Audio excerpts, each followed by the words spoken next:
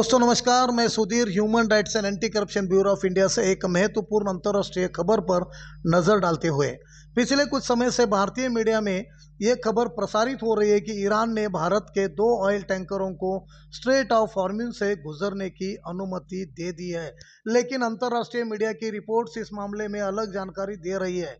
Reuters की report के अनुसार भारत के एक सरकारी स्रोत ने कहा है कि भारतीय झंडे वाले जहाजों को सुरक्षित मार्ग मिल सकता है। हालांकि एक ईरानी स्रोत ने इस तरह के किसी औपचारिक समझौते से इनकार किया है, इसलिए इस समय स्थिति पूरी तरह स्पष्ट नहीं है। यहाँ एक महत्वपूर्ण बात समझना भी जरूरी है।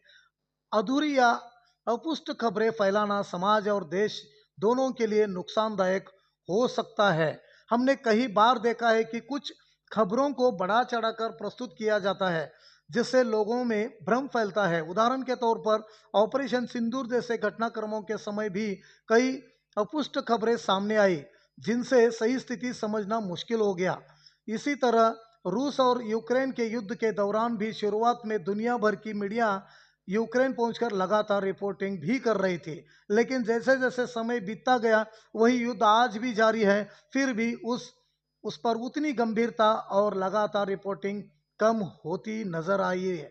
इससे एक बात बड़ा सवाल उठता है, क्या खबरें अब रिपोर्ट सिर्फ टीआरपी की दौड़ बनकर रह गई है?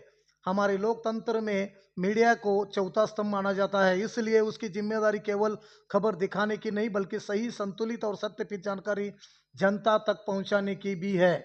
इसलिए दोस्तों, ऐसे कोई न्यूज़ इस तरह से ना फैलाए ताकि इस देश में इस तरह का कोई दुविधा पैदा ना हो। धन्यवाद।